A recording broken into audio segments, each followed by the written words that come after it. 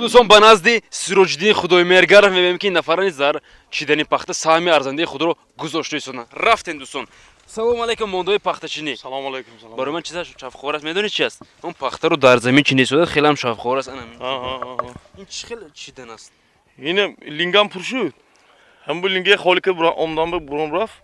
هم به منجی چیندی استادیم ده حضور به زمین چینی شده. خیلی هم خوب است. یک تمانیت شما با اون افرادی که مخصوصا پخته چینی رو دوست می‌دارن.